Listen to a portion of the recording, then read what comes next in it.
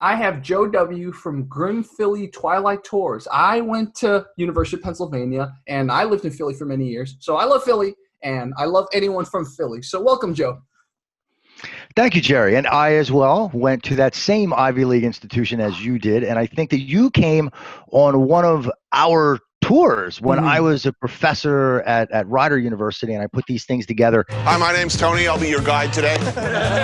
The Grim Philly Tour is just my speed. A romp through the seedy, vermin-infested underside of our nation's heritage. Oh, yeah. Our guide, Joe Wojie, touches on your Independence Hall and the Liberty Bell and all that, but quickly gets down and dirty with what you want to hear. About all the drinking, carousing, and whoremongering our founding fathers were doing, and what kind of fine women they were doing it with. In Philadelphia, unlike in other cities, we do not necessarily relegate prostitution to any one red light district. The poorer that you are, the further south that you live, and so the poorer that the baldy houses get. That's what we called back then. The baldy houses. The baldy houses. Bordello, brothel, whorehouse, essentially. I gotta know. Okay. Baldy house. Why are they calling it a baldy house? All right. Well, it was believed, sort of incorrectly, that if you shave a woman's crotch bald, she'd be less likely to transmit those crabs to her sport. Right. So what you're saying is that in this neighborhood, women of the 17th century America, 18th century America, 18th century America, were completely hairless downstairs, much like today.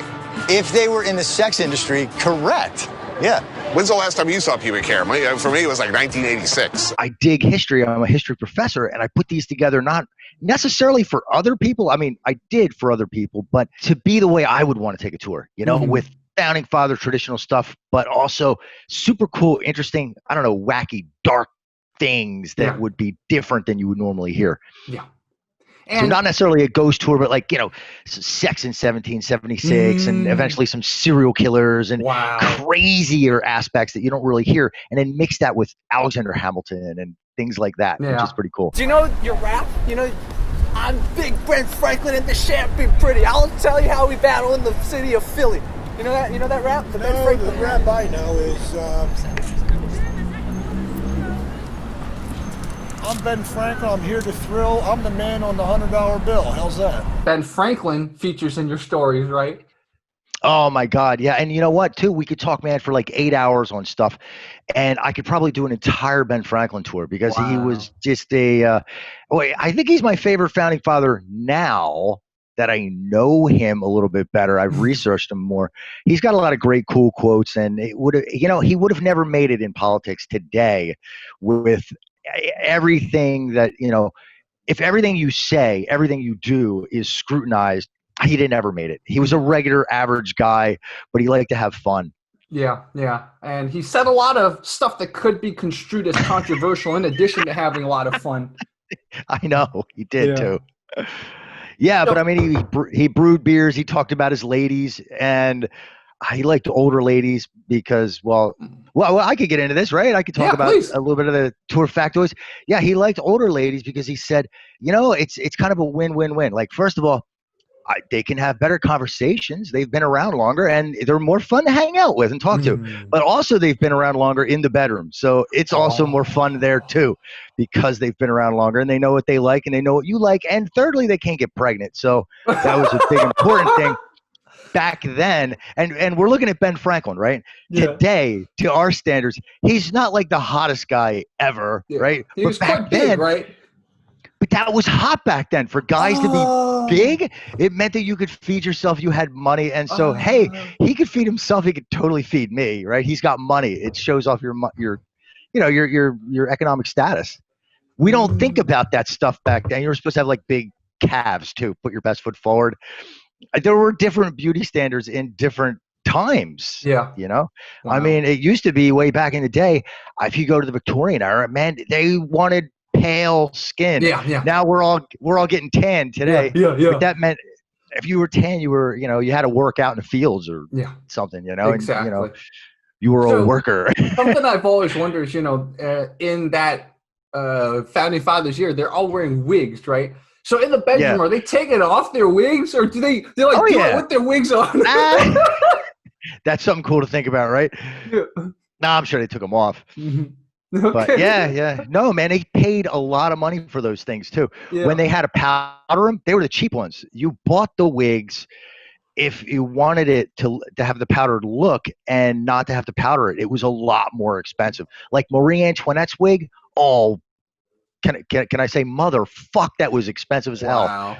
I don't know if you Oh, it's fine. Cool? I mean, am I not cool? monetized yet, so it's fine. All right, so I can cuss and we can talk like adults. When did you start Grim Philly Twilight Tours?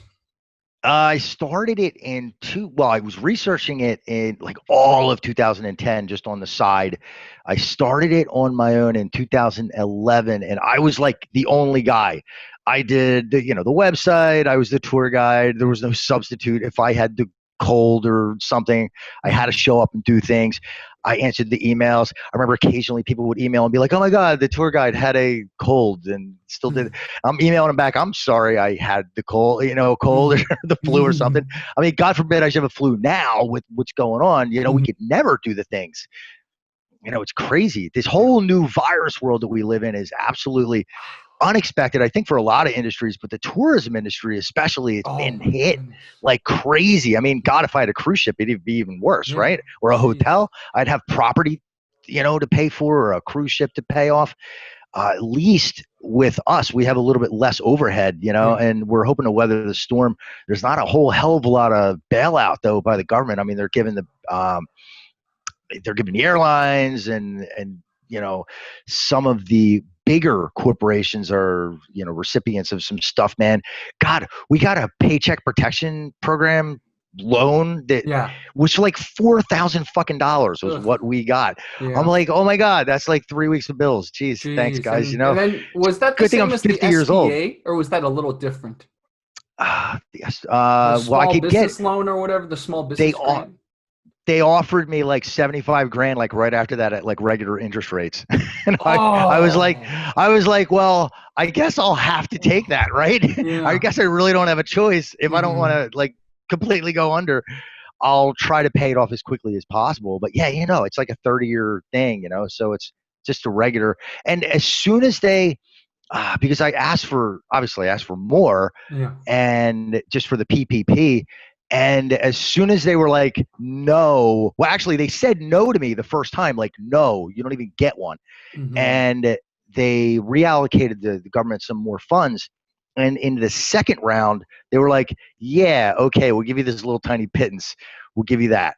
Wow. And when they did, as soon as they did, I didn't even ask, they increased my credit card limit so that I could put more on my credit card for what I wasn't actually able to pay, I guess, myself.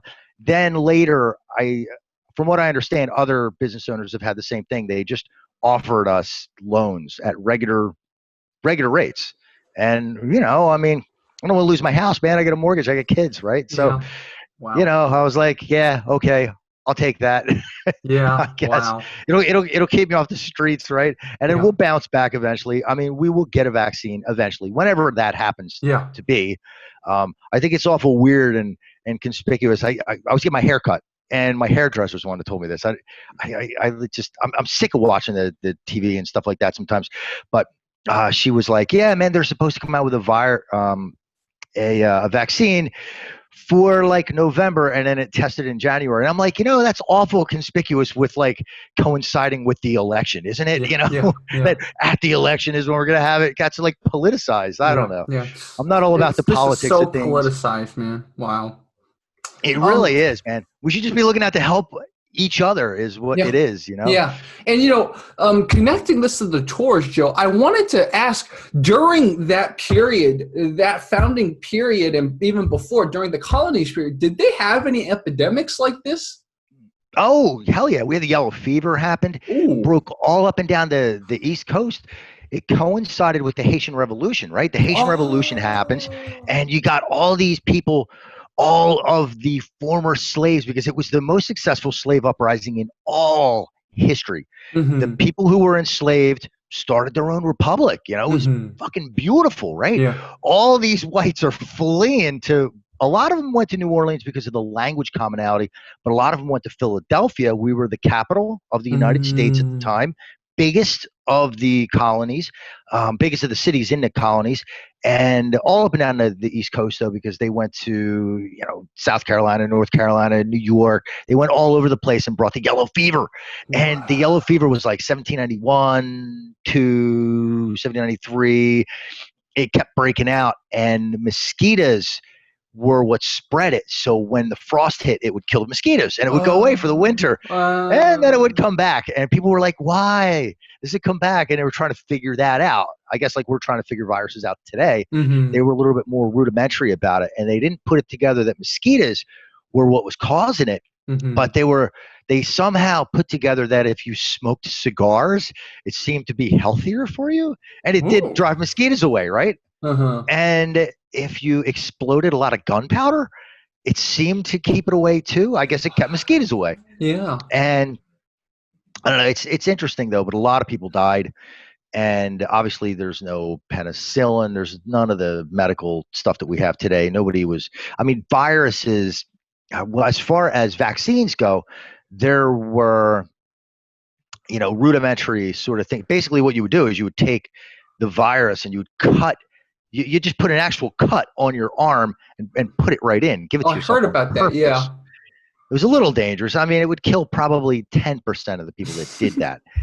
But you'd know that you'd get it, and you try to put a weaker form of it in. The doctors would do that. I'm not a medical historian, but I've read a lot of the medical stuff from the period, which seems to us as wacky today. But back then they were figuring things out. It wasn't necessarily wacky to them because they didn't know what to do. They were figuring it out.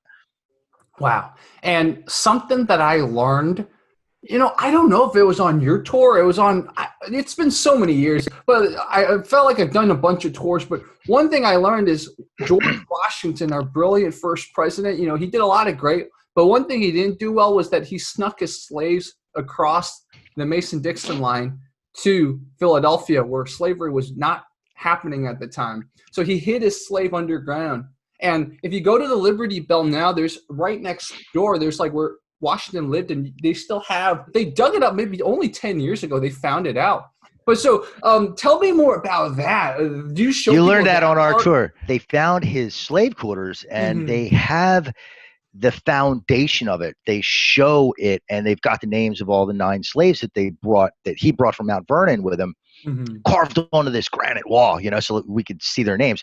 And this wasn't something that they put there recently with all of the social unrest that's going on now. It's something that they did when they discovered it in 1999. They were like, oh my God. Yeah. They were like, George Washington had his fucking slaves in a free state. What's going on with that? And Washington, it was more Martha argued with him about it, right? Because Martha was like the most wealthy widow in Virginia, right? George found her by perusing the obituary columns for the rich guys that died, and the rich widows that'd be left holding the bag. So George had money, but Martha had more money than God, man. And when they went to Philly, Martha was like, man, I'm not going anywhere without my servants, by which she meant her slaves. And George was like, man, slaves, baby, living under the Liberty Bell, not a bad PR move, you don't think?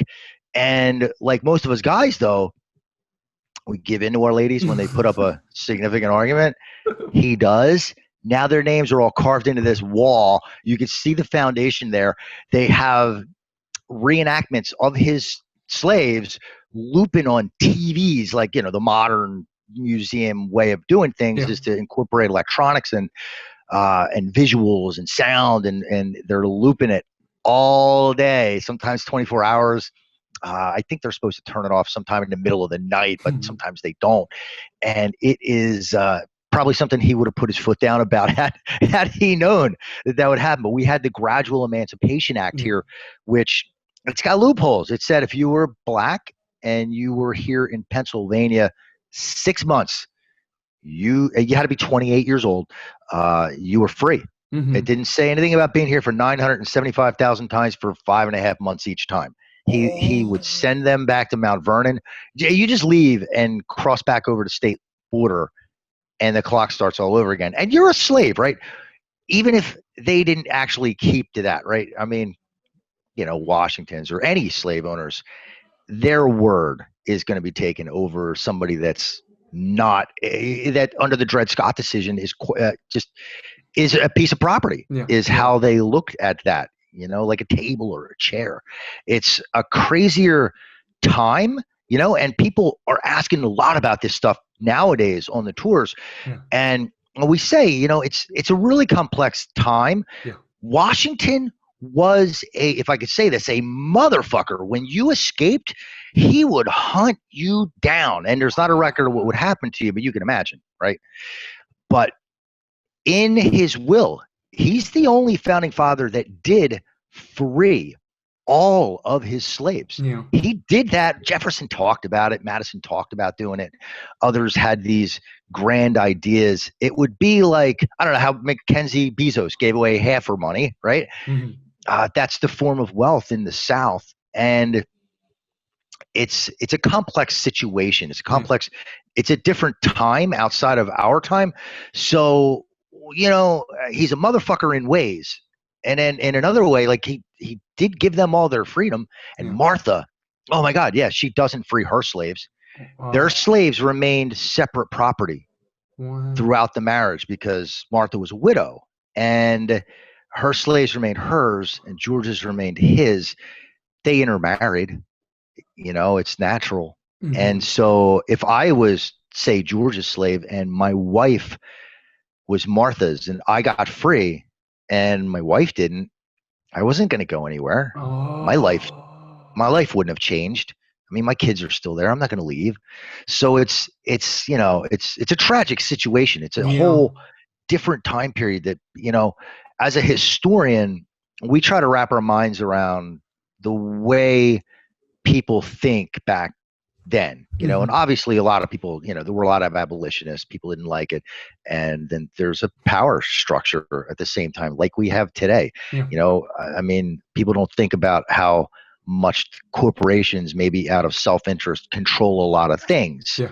Well, back then, that was the equivalent of what they had as a corporation. They controlled a lot of things. Mm-hmm. And the average person may not have liked it, but it was how it was, and it was sort of almost taken for granted.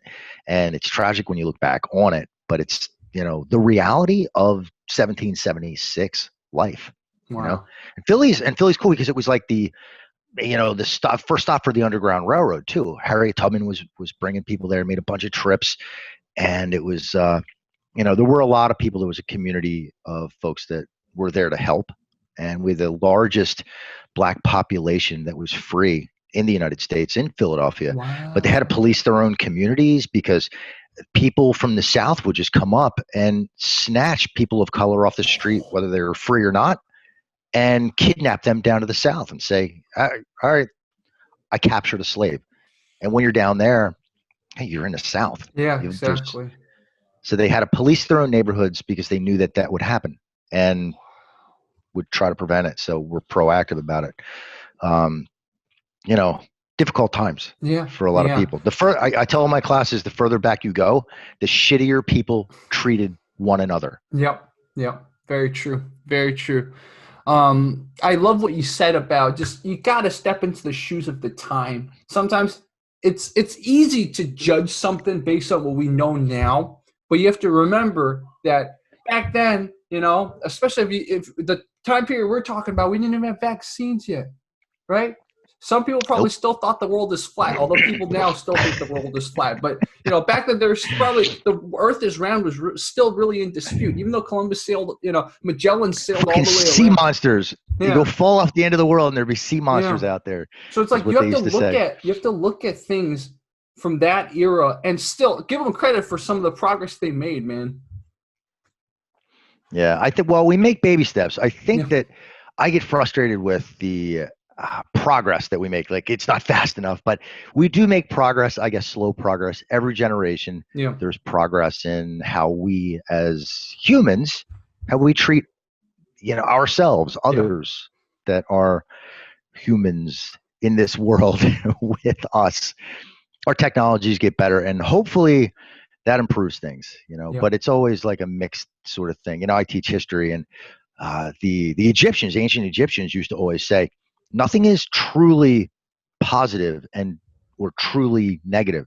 There's a little bit of positive in things that are negative and vice versa. And in a way, it's kind of the way like the Tao is too.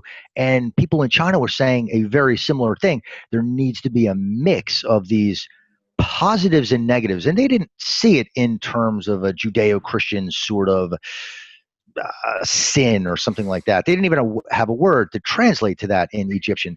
But there are peoples across the globe that have come up with quite similar ideas, very separate from one another. And we just recognize that, you know, sometimes when something good happens, there's it's not there's nothing that's completely, it's not black and white. You know, there's nothing completely good, completely bad. You know, but it's, I don't know, food for thought. Yep. And, you know, food for thought. I want to ask you this, Joe. What area of history did you specialize in when you studied at Penn? Well, I did Roman history originally, but obviously nobody wants to take a tour of ancient Rome in Philadelphia, which is where I'm at. So I wind up now knowing quite a bit more about Philadelphia history than anything else. And I kept it always like small in a way. I never like I don't know, like when you take these big franchise tour companies, and there's nothing wrong with them, you know, kudos to them, they make some big bucks, but the ones that are in all the different cities, you lose that little bit of a personal touch, I think. And so I've always tried to keep a close-knit group of like awesome people. Like if I'm not doing it myself, somebody really fucking good is doing the tour. Somebody that's a professor, or like they have to have history degrees, and most of us are history professors or high school history teachers. I get some of them. And whoever the best ones are get the most tours and the most people see them, because that's what I want. I want the most awesome people to be seen by the most people, and everybody to get a really good kind of personal, you know, human, genuine experience from not just somebody local. I mean, you could have somebody local anywhere, but somebody who knows their shit, and somebody that's into this whole like little dark thing too, because you get the whole founding father stuff. We hit the Liberty Bell, Independence Hall, the national banks. We hit all the sites of 1776, places that were occupied by British troops, places where Ben Franklin was drinking, but Ben Franklin's house, you know, Alexander Hamilton's house, George Washington's house. We go to where fucking Benedict Arnold lived. We go to all these places that are connected in a huge way historically, but then we're like, hey, there's these other things that happen too. And we don't have kids on our tours, so I'll speak the way I'm speaking to you right now, where I'm using a little bit more colorful language, because we're adults, right? There's no kids on the tour. We can speak like adults, and we can learn adult subjects. And I can say there was a fucking whorehouse right here, and this is what was going on there. And these are the founding fathers that went there that we know about from what was written in their diaries, and they got VD. And what do? Penicillin's not invented until 1944. What do you do when you get syphilis? You're stuck with it. How do you handle that for the rest of your life? How does that play out for you and everybody who you have intimate relations with after that too? And we talk about a lot of that stuff because I find it is not the thing that we teach in history class, because these aren't the events that change the world. You know, the nations of the world have not turned and risen and fallen based on, I don't know, Benjamin Franklin or Alexander Hamilton having cheated on their spouses, or, you know, Gouverneur Morris having contracted syphilis and done crazy fucking things, crazy things. We try to flesh out the interesting stuff. We tell you the things that moved nations, and then within it, we pepper it with cool shit that entertains, I think, as much as it informs. I look up this Gouverneur Morris person. Sounds fascinating. So I'm gonna it's cool. Him in the description. He had a peg leg, and he was a ladies' man. It's that says it all, I think. That's amazing. He must have been a good talker, or he must have had a lot of size down there or something. Yeah, well, his family. I mean, he's, without getting too much into him, he came from New York. He lived in Philly for like 20 years. He was a senator in New York. He came down to Philly, was a congressman for us, but his family sided with the British, and he didn't want the reputation of that in New York. Everybody just associated him with siding with the British, since his family did, and they were rich. But he came down here and he just he liked the ladies. He liked the ladies every bit as much as Benjamin Franklin liked the ladies. But yeah, awesome.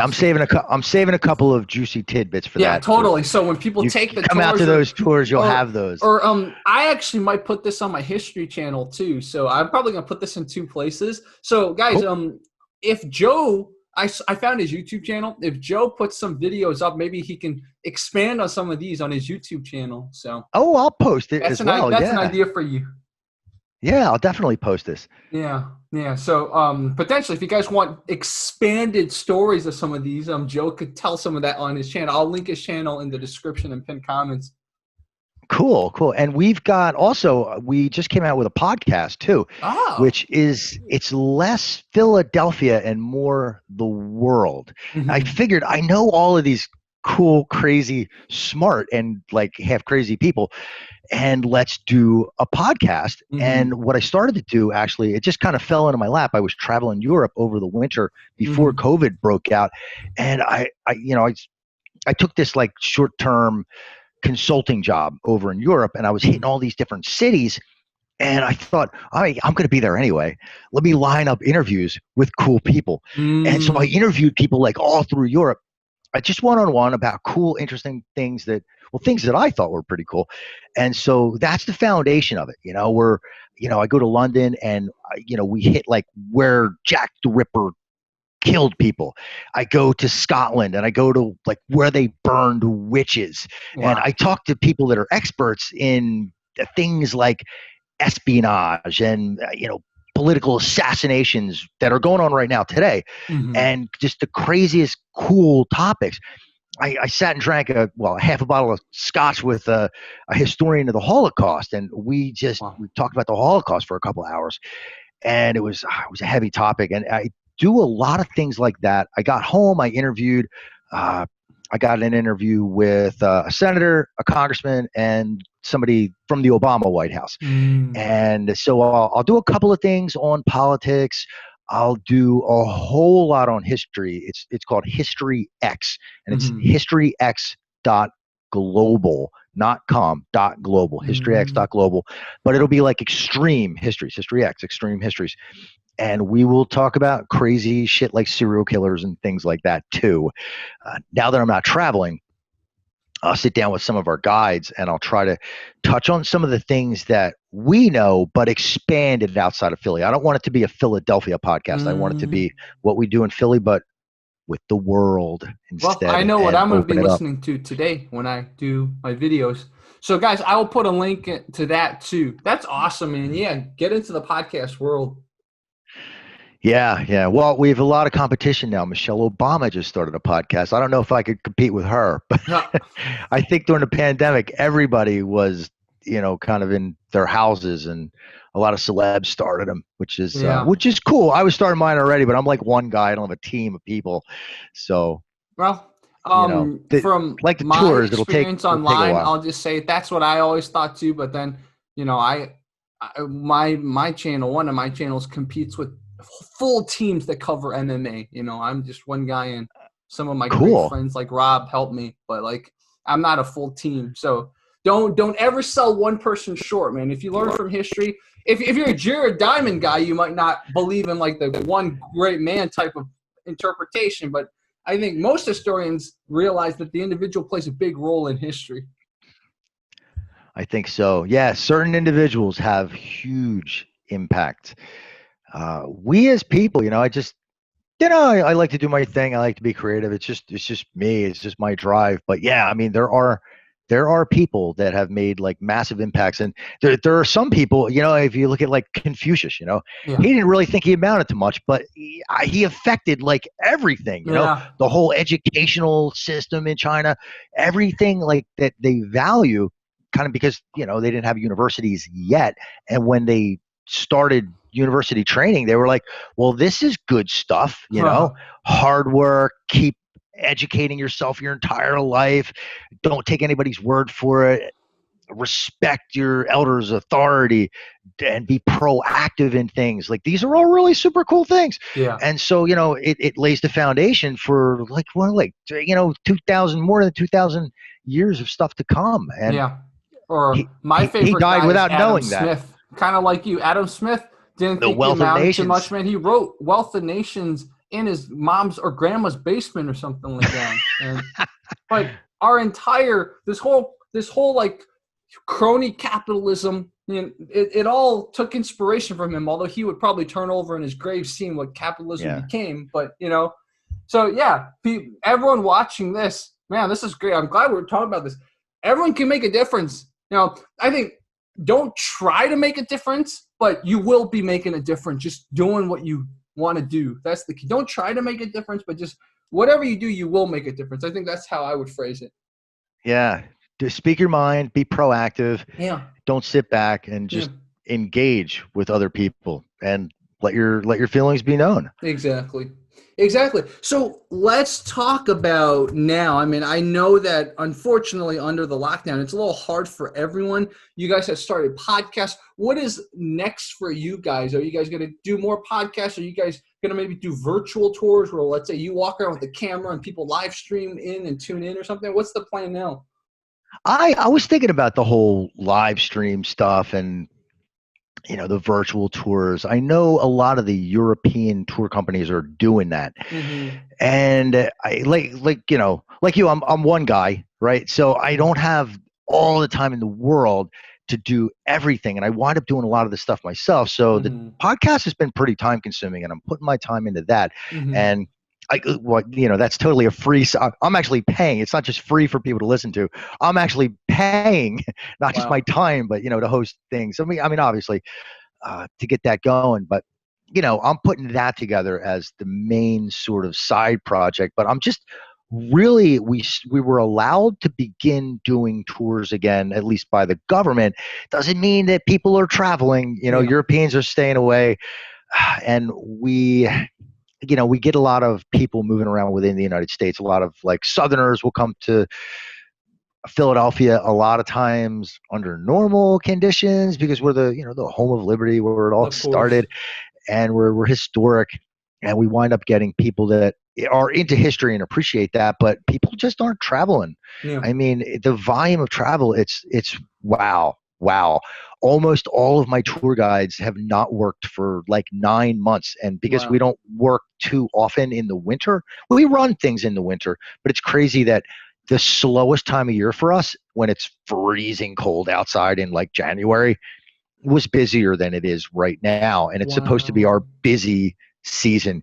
We had university groups and school groups, high school groups and such, that had booked well ahead because we have professors that do the tours. So a lot of university and school groups will get us to do things for them, and they'll book well in advance. And we can't keep their money, man. If we're, there's a virus going on, their kids aren't coming.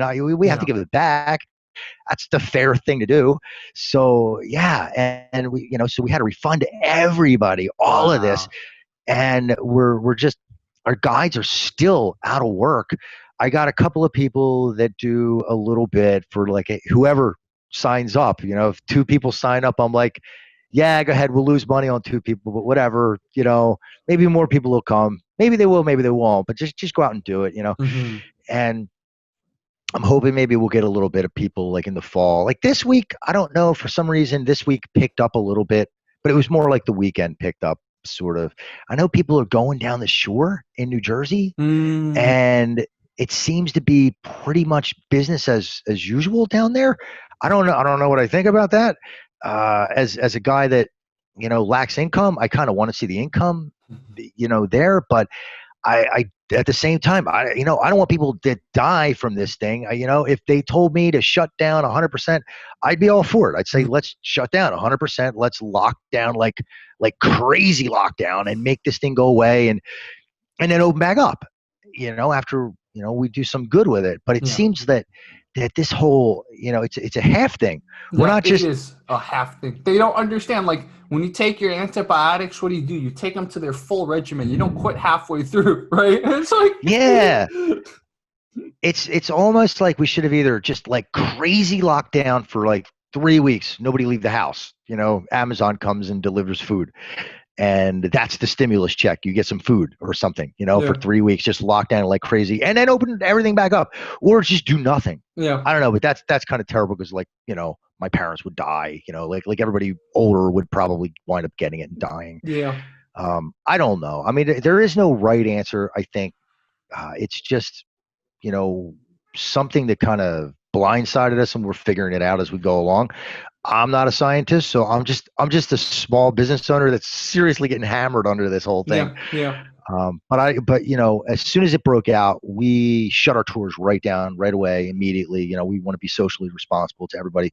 We won't run our pub crawls this year. We do food tours and drinking tours with history, and we shut all those down because we were like, well, we'll be inside of places, and there's going to be germs.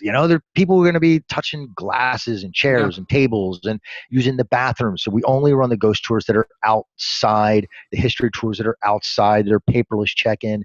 Nobody has to touch anything. They can distance one another. Our guides all wear masks. Everybody has masks on. And it's the safest open air tour environment that we have. So that's us being as responsible as we can, at least to do our part in it. But like I said, the government says we can run, so we'd be as responsible as we can be while we do that. It's just crazy though, because not very many people come out. I don't even have to try to keep the tour small. They just are, if they even run at all. There's like 4 people maybe. We're thrilled to death if we get 6 people on a Saturday. We're thrilled that we had 6 people. Because you could distance 6 people just fine too. Wow. How do you balance what you do with like your history, being a history professor? Are there ever times where you have to spend more time being a history professor than doing your tours, or is it very balanced? Well, when I started this, I was adjuncting. I was teaching part-time at like 3 colleges. And what I did was, I didn't really expect the tours to do as well as it did. I was just looking at it like, I'll just walk people around in the summer once a week. I mean, I really had some seriously modest expectations. I just thought, well, I'll just put a website together and I'll walk around once a week in the summer when I'm not teaching as often was the plan. And when all these people started to come, I was like, oh my God. Like, what is this?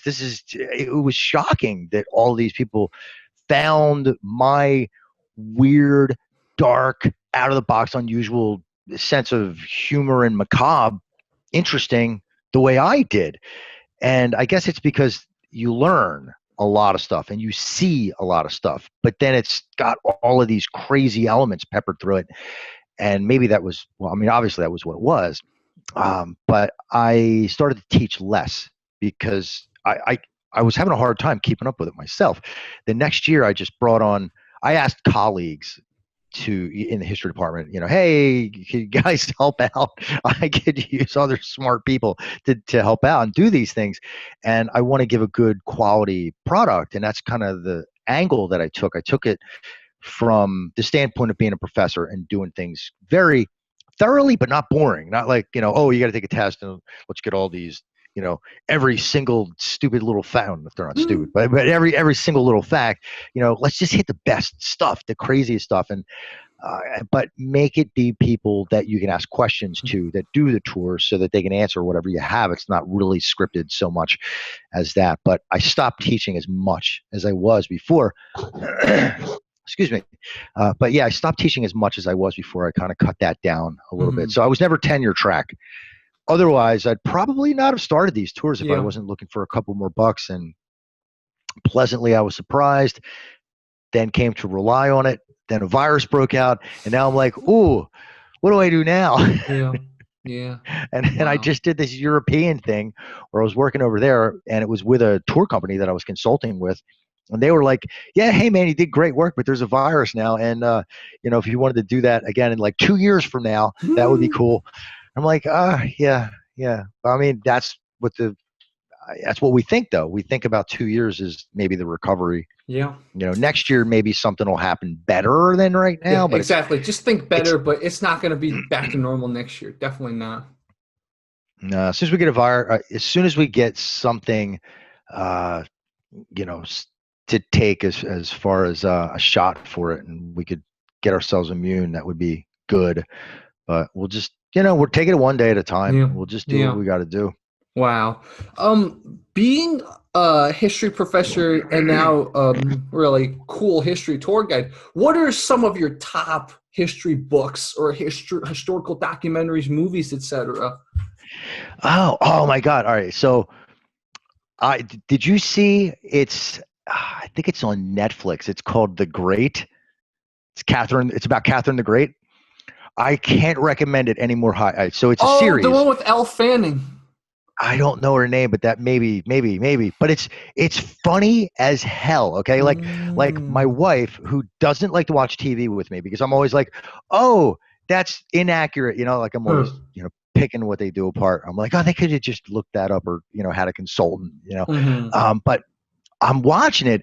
It's hilarious. They're cussing. It's hilarious, and I'm like, no way, because Russian history, as far as Russian history goes, I had one Russian history class way back when I was an undergrad, like a zillion years ago. But I'm recognizing things that they're saying in it as completely accurate, as stuff that I learned like way back when, but they're making it hilarious. They're just like having sex, killing people, but making it funny. And it's dark comedy, but there's like factually accurate stuff in it. Not that the whole thing is factually accurate, but there's so much factually accurate stuff that for a history buff, it's like intellectual pornography. It's so great. I love it. Wow. Yeah. So the Great as a series that's new, I would recommend that highly. Cool. I always liked the series Rome way back. Oh, that one. Yes. The first season, very accurate, really good. The second season, they kind of threw caution to the wind and just screwed it all up. Not very accurate at all. I don't know if the writers changed or they were just like, oh, it's a hit. Let's just, rest on our laurels and write whatever the fuck we want now. It doesn't have to be accurate in any way. Let's mix together like 4 different emperors into this one guy and make it all crazy. But yeah, the second season lost me. But the first season of Rome was really good.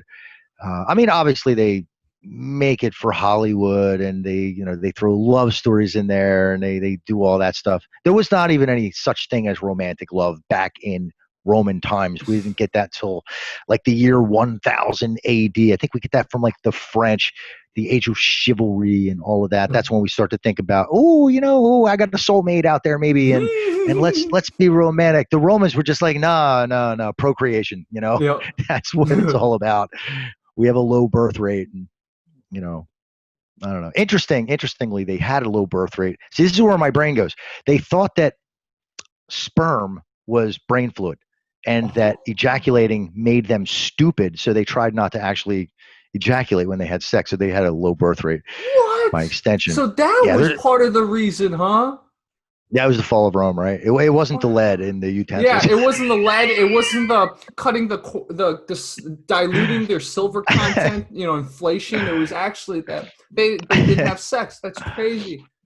No, there was a lot of problems. Obviously, Yeah. There's people have wrote series on that thing. Yeah, but the superstition of losing brain cells from having sex doesn't help. So wow. Someone must have bashed someone's brains out and been like, I know what that is.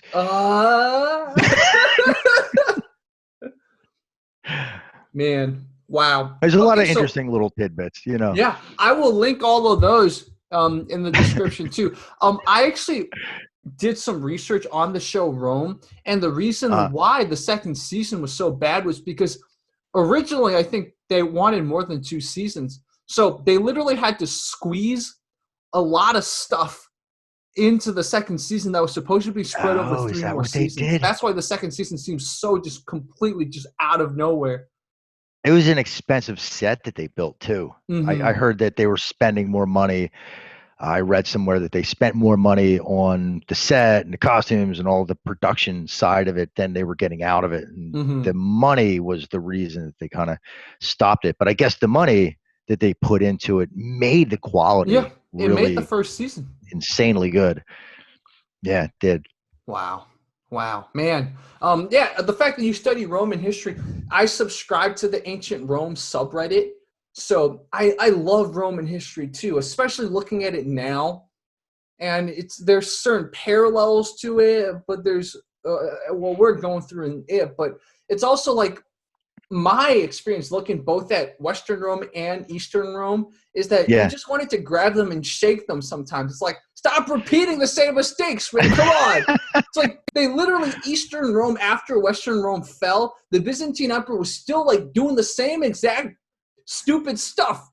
It's like, what? Why did you learn for the past like 500 years, dude? The Western half of your brethren already fell. Why did you learn from them? It's just, that's what Roman history is so frustratingly interesting.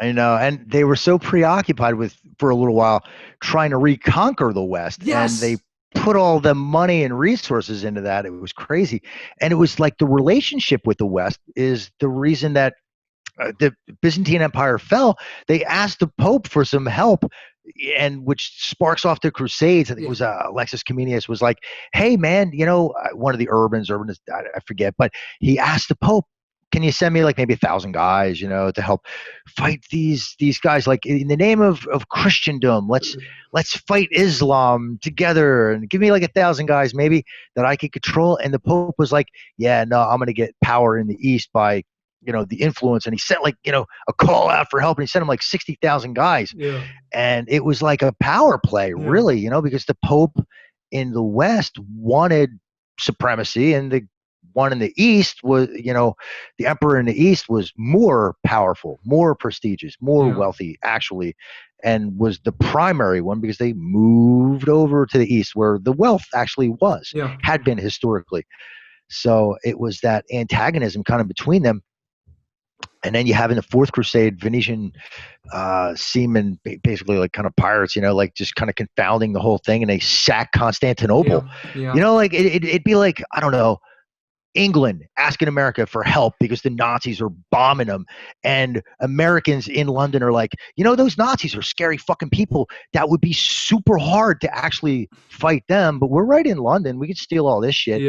It's kind of the same way, right? So 1204 Constantinople falls, and you've got like 60 years it takes them to recover from that.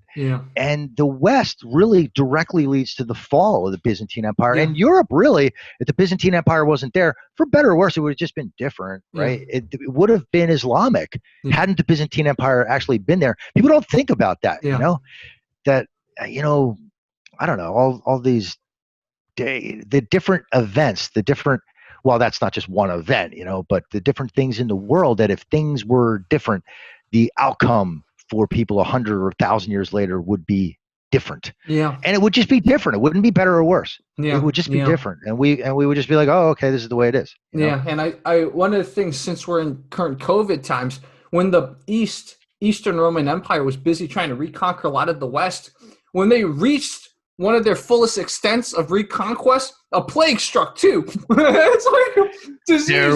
I think it killed off the half of the Byzantine population or something crazy, that plague. Yeah, there were plagues. The 2nd and 3rd century had loads of plagues, and it was one of the things that led to the fall of Rome was the plagues. It was crazy. So you think about all that, like you said, like what if things went different? What if there was no plague? That the one plague I'm thinking about, which one? It could have been the Justinian plague or something. I don't know which one it was, but you know, what if there was no plague? Would the Byzantine Empire have fared better? You just never know. But you know, history works a certain way. People are people. People are kind of dumb. We're mostly dumb people. Right. We're selfish sometimes. We look at what's in front of us instead of long term. I think if people, just in general, like in our own lives even, I mean, for nations or for individuals, if we think about things a little bit more long term, it makes more sense. Like, where will this society of ours in general be down the road? Instead of, oh, what's in front of me? What can I get for myself at this very moment? And with our own lives, it's the same, right? Instead of, oh, what can I get for myself that's very selfish for me today or this year? Where am I going to be in 10 years? Where will the road lead me to if I make these decisions versus those decisions? And, you know, as individuals or nations, I think it's something to think about, just the ramifications of your actions or inactions, and where you see yourself best being at a future point. But we you we don't always do that. Yeah, exactly. Dude, I think this is a good place to just stop the talk. I think we went over a lot of good stuff. And that was fun, man. Yeah, this was really fun, man. I actually just realized I wrote this down in case I forgot. I actually had one more Philly question for you. So I heard, Ben Franklin founded, I think, one of the first firefighting squads or whatever, like a public firefighting squad. So I heard before he did that, it was like competing firefighting companies, and they would literally let houses burn if you didn't pay it was the a little right after. price. Is that true, by the way? Yeah, it was after him. He started the volunteer fire company because, obviously you don't want the city to burn down. So it was a civically responsible thing to, they would have a bellman or watchman, they would call him. And if there was a fire, a guy would sniff out fire all night and he would ring the bell. And as a fireman, you'd run to where that bell was, the sound. Mm-hmm. And over time, into the 1800s, you had a bunch of competing fire companies, hose houses, they called them, because there became fire insurance. And if you paid to have fire insurance, the fire company would not contain the fire to your house. That's what the old Roman method of firefighting was, but try to actually put your fire out and do their best diligent work to do that, so to save your house. And they were only, the insurance company, the fire insurance company, was only going to pay one hose house. So if there were 12 hose houses there, they would beat each other up while the house burned down behind them. That's so it did happen. Sick their dogs on one another, shoot at one another. It's really well portrayed in the movie Gangs of New York. Leonardo DiCaprio. It's one of the things that, as a historian, when you watch TV, you're like, was that accurate? Was it, more than not, things are not done accurate. It's done very accurately in Gangs of New York because they portray just that in that movie, which is pretty cool. I mean, the other stories within the movie aren't necessarily completely, they're meant to entertain you, but that background stuff is super cool and accurate, which is neat. Wow. But before we go though, I think the reason that you actually noticed us, you got the newsletter for our fundraiser. Yeah. And what we were asking people to do is, if there was any chance with our tours, with Grim Philly Twilight tours, that anybody was going to take a tour with us at any future point, whether it be this summer, this fall, or 10 or 12 years from now, whenever, no expiration. If they go onto our fundraiser page, which you can link to right from our Facebook page, Grim Philly Twilight Tours, you can buy no expiration tickets, and there's no fees on them. We absorb the fees. They're actually a little bit cheaper than if you were to buy them on a normal basis. And our private tours are like a third of the price, and we give you like boatloads of extras. We extend the time. We'll give you exactly what you want. You tell us what you want, we'll give it to you. We do it in the fashion of the spirit of outdoors, with the responsible COVID behavior of socially distancing and that kind of thing. But if this whole thing passes, we'll give you whatever you want. We could do it in a bar. It doesn't matter then. If you waited a year, if you waited 2 years and there's a vaccine and we're all good to go, your purchase is never going to expire. Transfer it to somebody else, gift it to somebody else, gift it in 10 years from now. It's always there. But to be frank, we could use the income now because we're getting hammered with this thing and nobody's traveling, nobody's coming out to these things. And like I said, the majority of our guides are just unemployed. And they don't qualify for unemployment either because they're 1099 employees. And it's part-time work. So we fell into a weird, we fell into the cracks, I guess, because we're not a corporation, right? We're small because we want to give that extra personal touch to things. And if I could be Microsoft, I probably would be, though. That would be great. But we didn't get bailed out like some of the bigger corporations did. And our guides kind of fell through the cracks as well because they don't qualify for unemployment either through the state. So we're trying to keep them working, and we're trying to keep things afloat the best we can. We just have to weather this COVID storm, and then we'll be through it on the other end of things. Yeah. But, yeah. So for viewers, I'm going to put this both on the History channel and the Learn Business channel, but I will put a direct link to the fundraiser also.